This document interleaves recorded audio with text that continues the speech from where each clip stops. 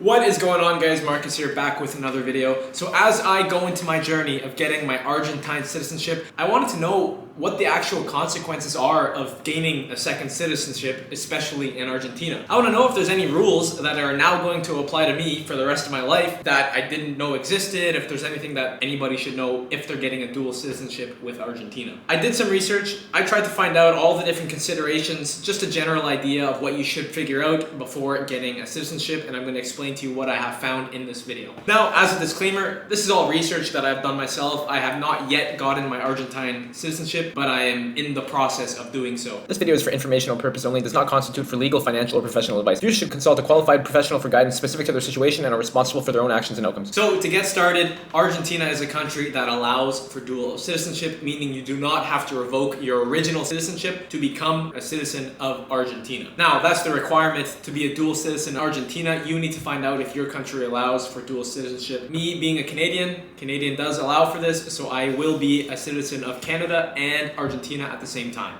Once you have both of your passports, both of your citizenships, and you decide to enter Argentina, you can choose to do so using your original passport, your foreign passport, or your Argentine passport. If you use your Argentine passport, you are revoking your citizenship. You're saying, I'm entering as a citizen, and when you are in Argentina, you are seen as only an Argentine citizen. You can stay for as long as you want, and you can experience the benefits that I'm going to go through on this list. Now, there are a few countries who have signed a dual citizenship agreement with Argentina, meaning that if you are in Argentina as a citizen of that country, some different rules are going to apply, which you're going to have to find out yourself. But those countries are Chile, Colombia, Ecuador, El Salvador, Spain, Honduras, Italy, Nicaragua, Norway, Panama, or Sweden. So if you're from this country gaining citizenship in Argentina, there's going to be some different rules that apply to you. Go look them up. Now, I wanted to know if there's any potential downsides on the legal point of view of being a dual citizen in general, but specifically also in Argentina. So if you are a dual citizen, there's a potential for double taxation. Now, we're going to talk about tax in a different point,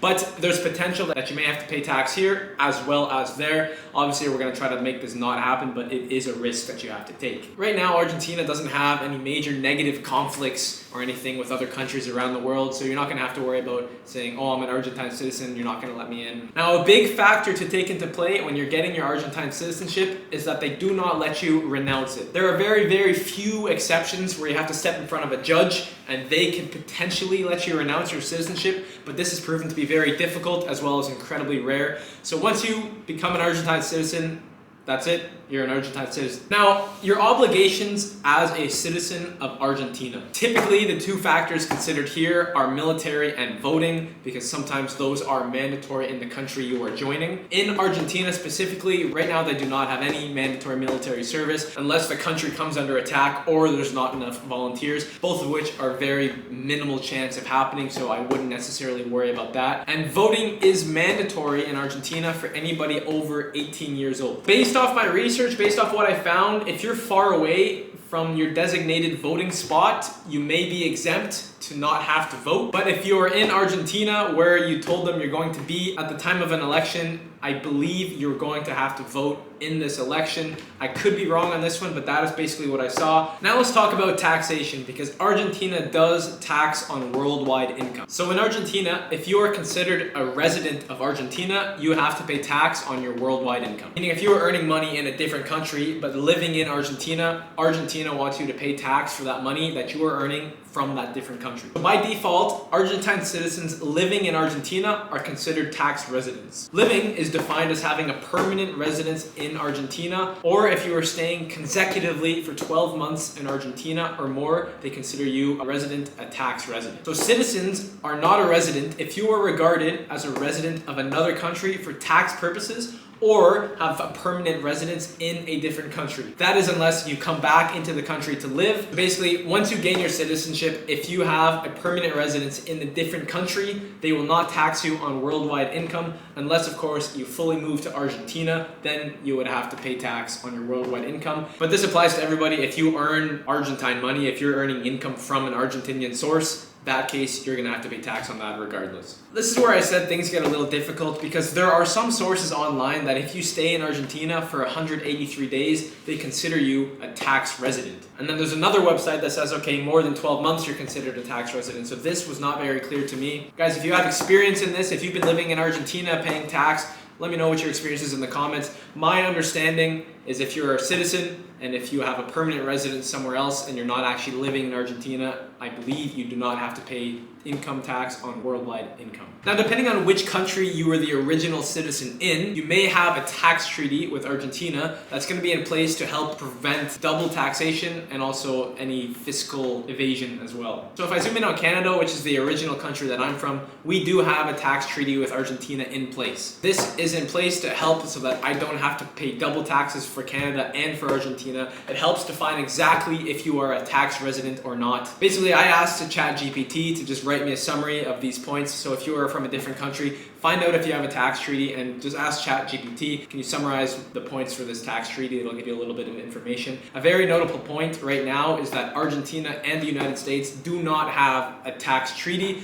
So this is where things might get a little bit difficult for you. You gotta find out. Now, a quick overview for Argentina's tax, assuming that you are paying tax on worldwide income. People are taxed progressively, meaning if you earn less money, you pay less tax. If you earn more, you're gonna pay more tax. The bottom bracket starts at 5% and goes up to 35% of your income. Now, if you are coming from a richer country, a North American country, a European country where our wages are higher, odds are you're going to go to the highest bracket because the wages here are significantly lower, so the tax brackets are more adjusted for them. For example, if I come here, I am definitely going to be in the 35% tax bracket because we just earn better wages than they do here. And in addition to this, you also have a tax on goods called the value added tax, VAT. This is currently 21% tax applied to all purchases of goods and services in Argentina. So now to talk about economic and financial systems used in Argentina, basically like banking systems, payment systems. Having a citizenship does make it easier for you to open a bank account in Argentina. There's just a couple less hurdles. You have to hit less requirements to open up one of these bank accounts. Now, Argentina is known for some crazy currency controls and wacky exchange rates. So if you plan accordingly, if you plan correctly, and you open an Argentine account and use that all properly, it may give you the opportunity to save on some money that might be lost in between these funky transaction rates, these currency controls. Argentine banks will typically hold pesos and sometimes American dollars. In one case where you will need an Argentine bank account is if you are earning an income in Argentina, because they will deposit that into your Argentine bank account. Now, another benefit that they say online of having an Argentine bank account is that they're going to prevent foreign transaction fees. But if you have prepared accordingly when entering into Argentina,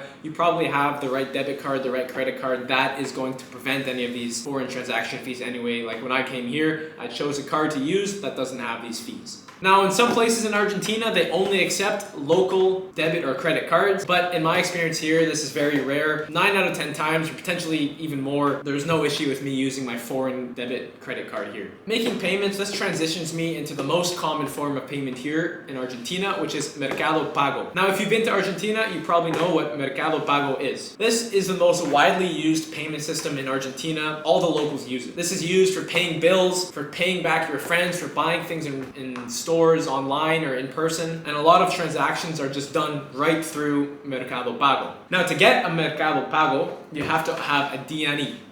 So basically, you have to have citizenship to open up one of these accounts. These are typically linked to Argentine bank accounts, even though it did say online that you are able to link to a foreign bank account, which you may be able to use American dollars on. Any travel or visa advantages of gaining your citizenship here in Argentina. So basically, as I said before, if you enter Argentina as an Argentine citizen with your Argentine passport, you can stay here for as long as you possibly want. And in addition to that, if there are some countries that the Argentine passport allows that your other passport does not, well, you can enter those countries easier. For example, with my Canadian passport and my Argentine passport that I'm going to get, I could now enter Russia or Albania visa-free. Now, the Canadian passport is strong, and I don't really have any reason to be entering Russia right now, especially in the middle of a war. So it doesn't affect me too much, but if your original passport is a little bit weaker, you may gain some advantage with your Argentine passport. Also, acquiring an Argentine citizenship will incorporate you into Mercosur. Mercosur is defined as a trade bloc that is meant to push free trade within the South American countries and economic integration between these countries. Some benefits of being a member member of this Mercosur group is passport-free travel, right? So if you just use your DNE, you can hop between the borders much easier. And it's easier for you to get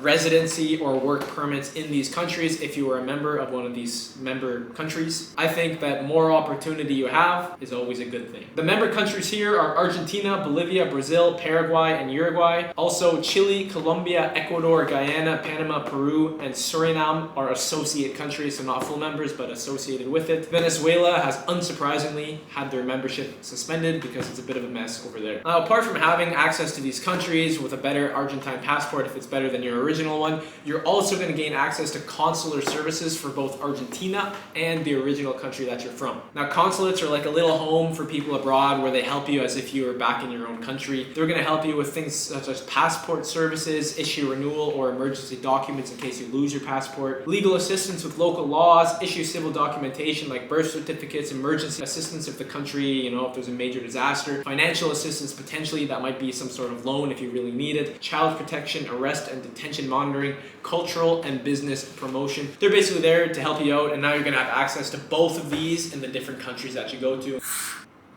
Gaining citizenship in Argentina is going to give you unrestricted opportunity to pursue working in Argentina. It entirely eliminates the need for visas, temporary visas, work visas, any of this. You can just work because you're a citizen. But despite this, Argentina does have very low wages, like I mentioned earlier, compared to some of the more northern countries like Canada, United States, any countries in Europe. So a lot of the time, if you have the opportunity to earn in a better currency, you're going to take that. But again, more opportunity if you somehow land a well-paying job or a job that doesn't earn in pesos in Argentina, you're not going to need to find a visa to get that done. It's just unrestricted access for you. And the same goes for if you want to start a business in Argentina. They put less hurdles in the way, they make it easier versus if you are a foreigner. Now onto real estate and property ownership. So actually becoming a citizen here really doesn't make that much of a difference in Argentina. Now in the process of buying and owning real estate or properties here in Argentina, if you're a foreigner versus a citizen, there's different tax certificates, tax numbers that you have to get. If you're a foreigner, there's certain areas that you need prior approvals, areas close to borders or military. And as a foreigner, there's a limit to how much rural land foreigners can own in Argentina. But in the end, there's actually not too much of a difference versus